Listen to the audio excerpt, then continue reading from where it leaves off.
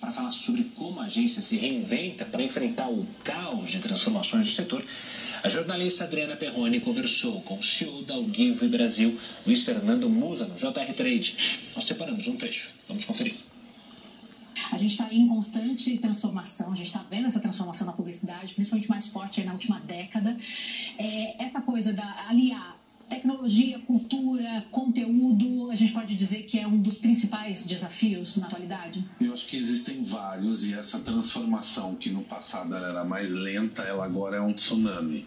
E ela não acontece numa área só. Se a gente olhar a tecnologia, você tem o impacto da inteligência artificial no dia a dia nosso, dos clientes e na vida das pessoas também.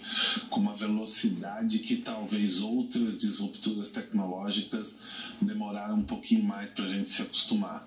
Por outro lado, você tem essa enorme fragmentação e consumo de conteúdo para todo lado. Quer dizer, TV aberta, streaming, no celular, a chegada de creators, influenciadores, uma outra dinâmica. E somado a isso, uma época pós-pandemia, onde você tem dentro do escritório, dentro do mercado de trabalho, diferentes culturas e gerações vivendo ali dentro, com expectativas e experiências e necessidades diferentes. Então esse cenário todo, eu costumo dizer assim, cara, é melhor assim, a gente não adianta dar a resposta, é a resposta de hoje, é ter a capacidade de observar, ajustar e ir decidindo aos poucos e ir aprendendo, porque a gente está debaixo de um momento de profunda revolução.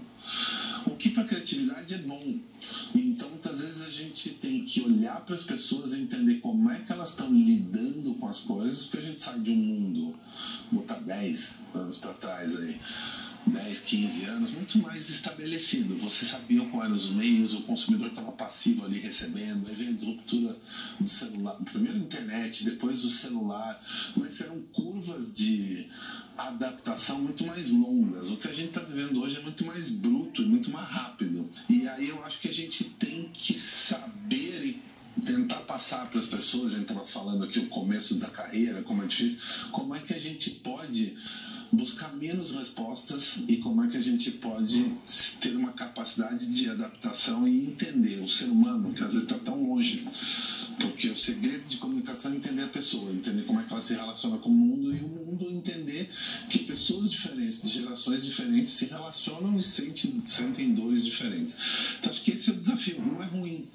Eu só acho que é menos sobre dizer é assim e mais sobre vamos descobrir juntos, porque estamos todos nessa jornada aí. Mas eu acho que é muita coisa ao mesmo tempo. Por outro lado, abrem portas para a criatividade e possibilidades que antes você tinha uma caixa de ferramenta menor. Hoje a caixa de ferramenta ela é mais ampla. E eu acho que ela vem com menos balas de prata. Eu acho que isso é um outro pensamento. A gente costuma achar que qual é a bala de prata para resolver isto ou aquilo. Para tudo na vida, né? E eu acho que hoje em dia esse mundo não é uma bala de prata, não é sobre isso, né? Então essa necessidade de estar sempre experimentando, medindo, sabendo por que você está fazendo numa escala menor para depois fazer numa escala maior, é o desafio. Mas é isso, é divertido, tá? É divertido desde que a gente entenda que é divertido. Tem também a ansiedade de buscar respostas, e a gente tem que saber que a gente ainda está na transformação, no meio do processo de transformação, e que talvez ele nunca termine, ele sempre venha com uma novidade.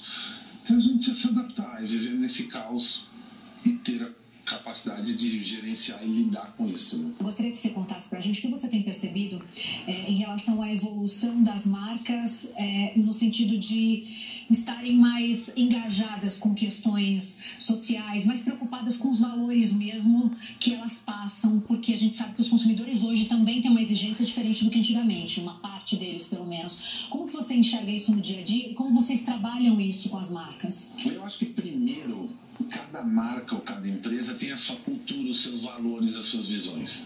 E as pessoas querem saber disso, as pessoas se relacionam com as marcas de uma forma cada vez mais onde onde estas questões mais reais. Então a marca, por um lado, faz alguma coisa na tua vida, passa um tipo de comportamento e uma crença. Então eu acho que isto, um exercício que a gente faz muito, é entender quais são os valores daquela empresa. Pode ser uma empresa com dono, com fundador, ou pode ser uma empresa de capital aberto, com executivos, mas as pessoas, quando interagem com aquilo, elas interagem, e cada vez mais hoje essa interação pode ser direta, ela é direta, ela não é passiva, não tem a marca colocando um conteúdo e a pessoa recebendo, e você não tem a volta aqui. Hoje isso está muito mais ligado.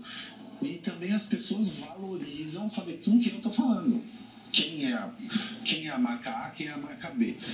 Pode ser uma pessoa, né? Quantas empresas se confundem a imagem da empresa com a imagem do fundador da empresa, que muitas vezes é a ponta de lança de como ele entrega a cultura e os valores daquela empresa. Então isso está cada vez mais misturado no mundo hoje. E eu acho que vem da tecnologia, vem das redes sociais, vem dessa interação. Então a gente tem que entender uma marca como realmente uma pessoa, um ser vivo com quem as pessoas se relacionam. O que essa marca faz por mim? Como é que ela responde? Como é que ela se comporta? No que ela acredita? Isso, de certa forma, tem que estar muito claro para as pessoas, de maneira geral. A íntegra dessa entrevista do